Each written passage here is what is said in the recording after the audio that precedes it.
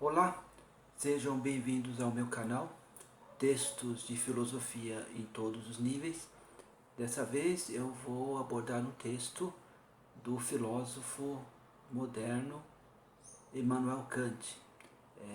O Kant é um dos principais pensadores da história da filosofia. No entanto, a filosofia dele é considerada um tanto quanto difícil de compreender. A sua teoria crítica, mesmo vários historiadores da filosofia não conseguem compreendê-la na sua total dimensão, dado que o Kant também ele cria vocabulários específicos para expor a sua teoria, que é extremamente complexa. Então eu escolhi o texto Prefácio à segunda edição da Razão Crítica, que foi escrita pelo próprio Kant, com o intuito, com o objetivo de expor as principais ideias desse projeto kantiano quanto à crítica da razão pura. E o que seria a razão pura? A razão pura seria a razão especulativa que é usada basicamente na metafísica. Então, um dos principais objetivos, se não o objetivo maior da crítica da razão pura, é estabelecer os limites da metafísica e assim salvá-la do que ressoa desses limites.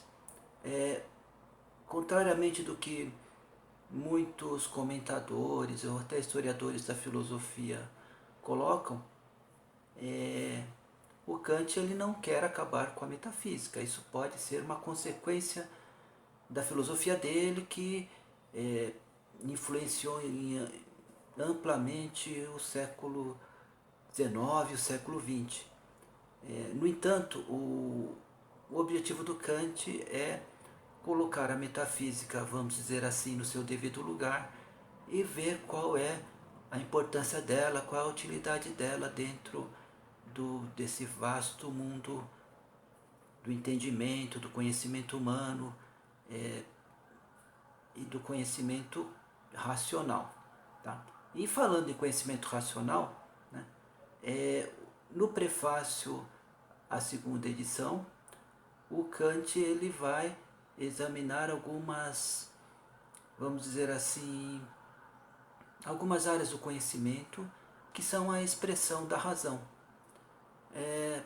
Então ele começa a citar, por exemplo, a lógica. A lógica é um fruto, basicamente, essencialmente, é um resultado, é um fruto de um conhecimento racional, de uma investigação racional. E o que a lógica investiga segundo o Kant?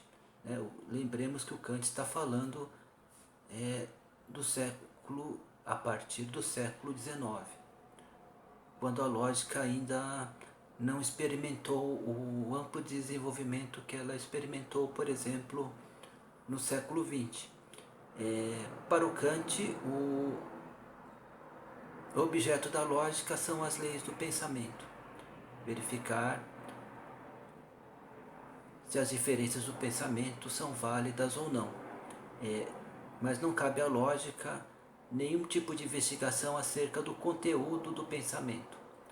Portanto, a lógica ela tem um objeto muito limitado e é um objeto totalmente a priori, ou seja, totalmente afastado da experiência. É por isso mesmo que o Kant diz que a lógica já encontrou o seu caminho, o caminho correto da sua aplicação, os limites da sua ciência. Né? No entanto, a lógica é muito limitada, porque se refere apenas a investigar as leis do pensamento.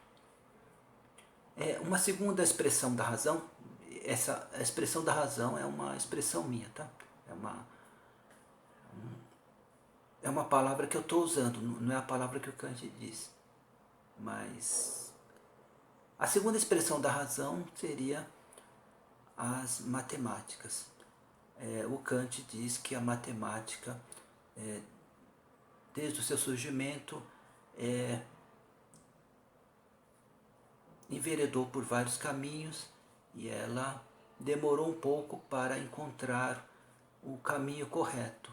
Né? Sempre que se diz qual é o caminho correto ou qual é o caminho que foi um equívoco, nós devemos associar esse caminho à palavra método. Né? O que seria um método?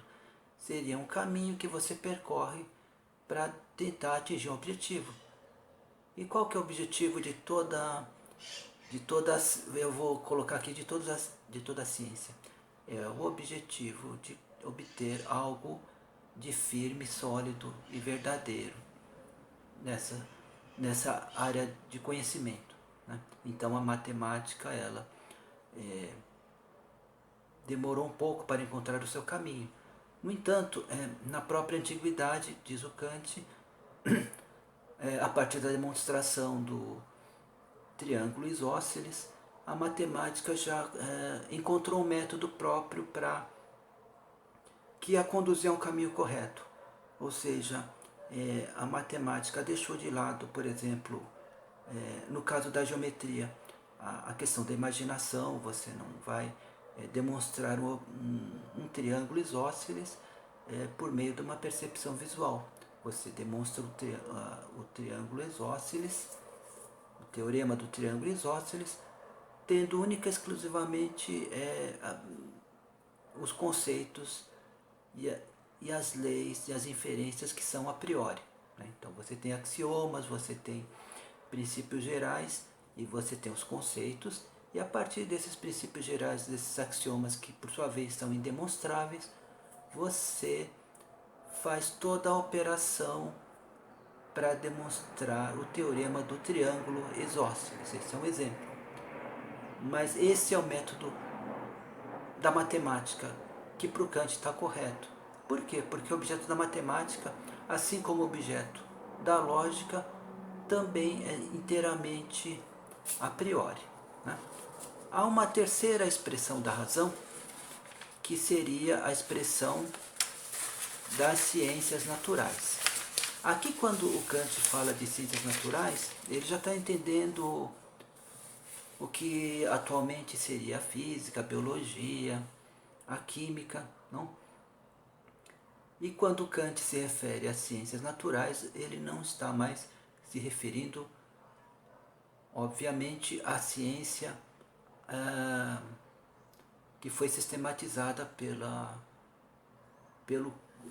Aristóteles, né? Ou seja, não é mais a ciência antiga. O Kant está totalmente convicto da ciência moderna. Então ele está falando sobre a ciência moderna, basicamente a partir do Galileu, do Torricelli, do Copérnico, né? Fins do século XVI, século XVII, né? E a grande teoria da ciência moderna, que se tornou um paradigma, é a física do Newton, a física newtoniana. Então, sempre que o Kant fala em ciências naturais, ele se refere basicamente ao método da física do Newton, embora ele cite os seus predecessores também, como por exemplo Galileu, né, como um modelo da ciência moderna, com também uma espécie de paradigma da ciência moderna. E o Kant vai dizer que a ciência moderna também encontrou seu caminho correto. A ciência moderna, o objeto dela é um objeto tanto a priori quanto a posteriori. O que significa isso? A ciência moderna, ela utiliza de conceitos que independem da experiência, desde o pensamento, leis da causa e efeito, por exemplo, não é? Ela procura fazer demonstrações de leis naturais que são a priori, mas ao mesmo tempo você tem que confirmar a veracidade, a verdade e a validade dessas leis. E você só confirma a validade, a veracidade dessas leis por meio de experimentos ou da experiência. Portanto, a experiência é o que na linguagem do Kant é chamado de a posteriori. Então, é um objeto que é tanto a priori quanto a posteriori. E esse, a ciência moderna conseguiu articular de tal maneira o a priori e o a posteriori que deu certo, ou seja, o caminho correto foi encontrado a partir disso. Bom, mas por que deu tão certo assim e por que esse é o caminho correto segundo Kant? Né? Nós devemos lembrar o seguinte: a partir da ciência moderna há uma separação radical que não existia na ciência antiga. E qual é essa separação radical? A separação é entre o sujeito do conhecimento, aquele que conhece, e o objeto a ser conhecido. O sujeito do conhecimento, ele conhece por meio do pensamento. O objeto a ser conhecido é um objeto, é a matéria. A matéria é representada na ciência moderna, por exemplo, basicamente como extensão, que é uma extensão geométrica e ela percorre um ponto a outro com uma velocidade. Então, extensão e velocidade. O que ocorre? Bem, então, e o que ocorre? Qual é a grande questão a partir da cisão entre sujeito e objeto do conhecimento? É como o conhecimento que eu represento por meio do meu pensamento corresponde exatamente ao que se passa na realidade. Aqui nós temos a seguinte situação, a seguinte configuração. O sujeito do conhecimento, ele orbita em torno do objeto. O que quer dizer isso? O sujeito do conhecimento, ele tenta, por meio do seu intelecto, dos seus sentidos, da sua sensibilidade, das suas percepções, conhecer de fato como é o funcionamento da realidade, como é o funcionamento da natureza. Então é como se as representações que eu tenho da natureza, elas deveriam corresponder de fato ao que a natureza é. O que para o Kant, qual é o grande ponto de virada da ciência moderna? Qual é a grande sacada da ciência moderna que o Kant percebe? É o que ele chama de revolução copernicana. Ou seja, não é o sujeito que deve girar ao redor do objeto do conhecimento, porque o conhecimento, enquanto conhecimento absoluto, verdadeiro, para o Kant é impossível. É o objeto que deve girar em torno do sujeito do conhecimento. O que significa isso? Eu vou dar um exemplo simplificado aqui. Por exemplo, quando o Galileu ele investiga a lei da queda dos corpos, a velocidade com a qual os corpos caem, ele elabora uma série de experimentos. Esses experimentos, eles são a priori. É uma forma do cientista, de modo ativo, obrigar a natureza a responder às suas questões. Então, o que isso significa? Significa que se eu ficar observando, enquanto cientista, a natureza de forma passiva e esperar que ela me dê algum tipo de conhecimento, para a ciência moderna isso vai ser uma coisa em vão. Eu posso simplesmente olhar o céu todo dia, estrelado, a partir do início da noite. Isso não vai me trazer conhecimento nenhum. O conhecimento só vai ser gerado na ciência moderna a partir do momento no qual o cientista elabora as suas hipóteses. Por exemplo, será que os planetas giram de forma elíptica ou de forma circular ao redor do Sol? Então eu elaboro teorias, eu elaboro hipóteses, e a partir dessas teorias e dessas hipóteses eu faço testes. Mas isso é uma forma, vamos dizer assim, ativa. Eu estou perguntando, estou fazendo perguntas para a natureza, tentando obrigá-la a responder essas perguntas. O que acontece nesse tipo de método científico, segundo Kant, é o seguinte: ao invés do cientista girar, do conhecimento girar ao redor do objeto, é o objeto que gira ao redor do conhecimento. Como assim?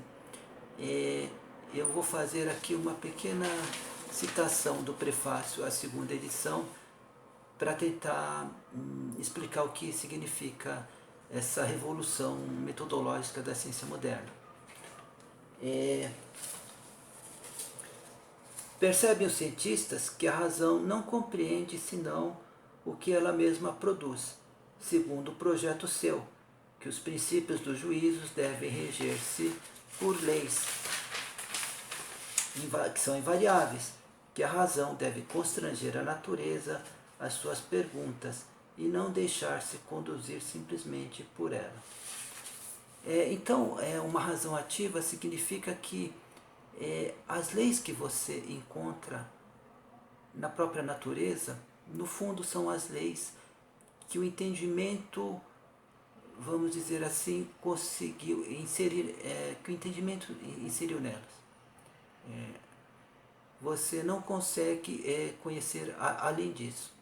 Então, conhecer a natureza, que é o objeto do conhecimento, é conhecer o próprio funcionamento da razão, é conhecer o próprio funcionamento do entendimento, e é também conhecer a própria forma como nós percebemos, por meio dos sentidos, da percepção, né, a natureza. Porque é o homem, é o ser humano que elaborou esse esquema de conhecimento da natureza. Nós não podemos conhecer algo além disso. O que eu estou querendo dizer com isso? O que Kant está querendo dizer com isso? Vamos supor assim, por meio da nossa percepção e do nosso entendimento, mas sobretudo da nossa percepção, a realidade ela é tridimensional. Vamos supor que chegasse um ET e falasse e entrasse em contato com o ser humano e dissesse que a realidade não é tridimensional, a realidade tem 5 dimensões. Qual a teoria, vamos dizer assim, ou qual a percepção é a correta? É a nossa ou é a desse extraterrestre? Pode não ser nenhuma das duas. Pode ser uma outra percepção. Pode ser a verdade absoluta da dimensão, das dimensões da realidade. Pode ser outra que não seja nem a dos extraterrestres, nem a nossa. Né? Portanto, nós só podemos conhecer a partir do nosso esquema de entendimento e da percepção do mundo. Nós não podemos conhecer além disso. Ou seja, por exemplo, uma lei clássica do pensamento, a relação entre causa e efeito. Nós não podemos conceber um tipo de conhecimento científico ou algum outro tipo de conhecimento que esteja fora dessa relação de causa e efeito. Esse é todo tipo de conhecimento que existe? Ou esse é o conhecimento absoluto e verdadeiro? Existe algum outro tipo de relação de causa e efeito? Ora, nós não sabemos, porque nós somos limitados pela percepção tridimensional da realidade e somos limitados pelo princípio, por exemplo, de causa e efeito do nosso entendimento humano. Se há outros princípios, eles não dizem respeito à constituição do nosso esquema de compreensão da realidade. Então nós só podemos conhecer a realidade a partir da forma como nós a compreendemos e a conhecemos. Portanto, é necessário que nós não só conheçamos como a realidade funciona, mas nós tenhamos que conhecer como a nossa razão funciona, como as nossas percepções da realidade a partir dos sentidos, a percepção do espaço e do tempo, elas funcionam. O conhecimento só vem a partir disso, tá? Então, e o que é esse conhecimento está relacionado ao quê? O conhecimento que o Kant fala, que é basicamente o conhecimento científico. O conhecimento está relacionado com o que ele chama de fenômenos. Os fenômenos são o que é condicionado. E o que são os fenômenos? O fenômeno é aquilo que me aparece. O que está à minha frente é uma parede. Isso é um fenômeno. O que está atrás também é uma parede e tem um armário. Esse é o outro fenômeno. E esses fenômenos eles estão submetidos às leis naturais. E essas leis naturais elas são aprendidas e elas são representadas como? A partir das categorias do meu entendimento, a partir dos princípios e regras gerais do meu pensamento. Então eu não posso conhecer nada desse fenômeno além disso, porque tentar conhecer algo além disso não é algo impossível. E só adiantando, é isso que a metafísica tentou fazer até a época do Kant, e é por isso que a metafísica não deu certo. Ela tenta estabelecer respostas e conhecimentos para o que nos aparecem, para muito além disso, e operando só de maneira a priori e com resultados nulos, porque ela tenta ela tenta olhar, ela tenta perceber de uma forma absoluta, coisa que é impossível, não? Mas voltando à questão do fenômeno, então toda a ciência vai tratar do fenômeno a partir do quê? A partir das leis naturais que são a expressão das leis do entendimento humano. Eu não posso conceber o fenômeno fora das leis da causa e do efeito. Bom, voltando à questão da metafísica e ao problema da metafísica que foi posto no início do primeiro, que foi posto no início do prefácio, né? Qual é o limite da metafísica? Então o limite da metafísica é basicamente esse. Você não pode ir além daquilo que você não pode ir além do fenômeno. Não? Bom, e em relação à metafísica e a questão do fenômeno, ainda é necessário lembrar o seguinte: nós pensamos não apenas o fenômeno, ou seja, o ser humano não pensa apenas o que é conhecido por meio das leis naturais e das leis do entendimento.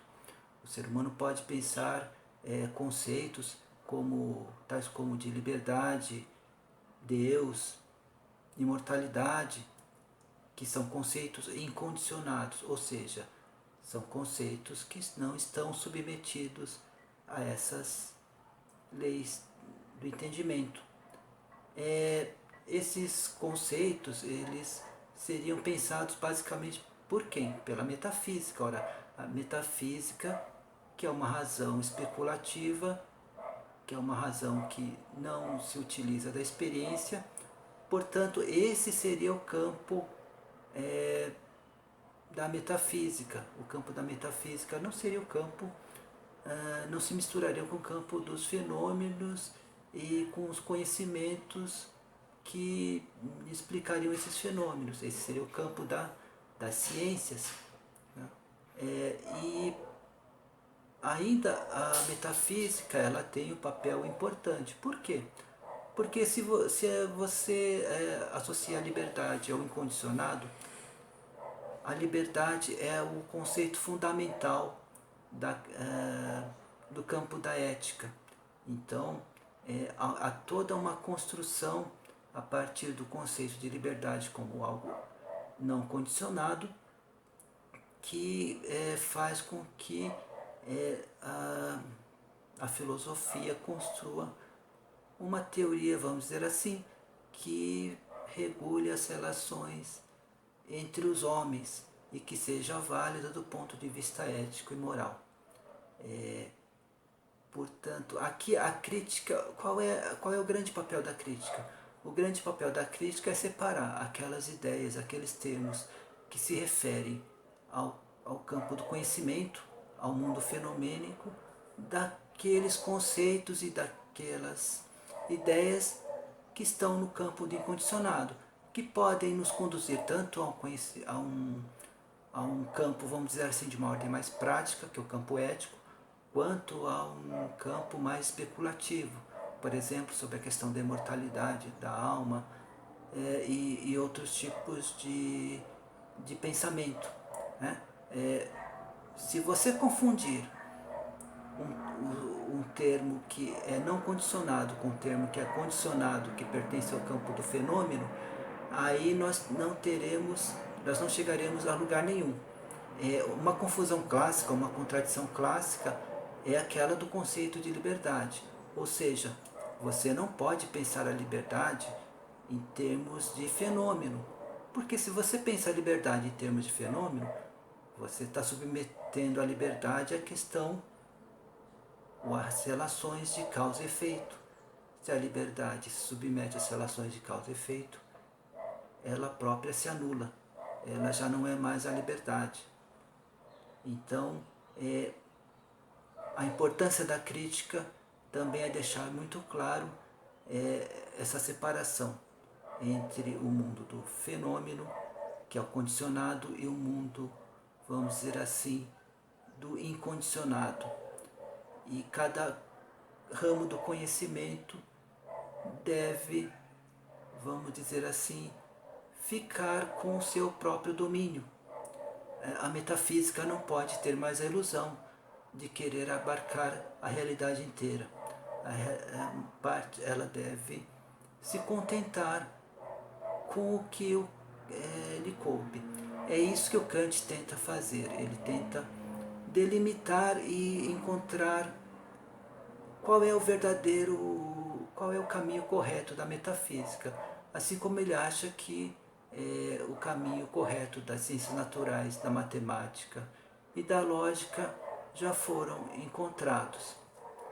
É isso, deixe o seu joinha e muito obrigado.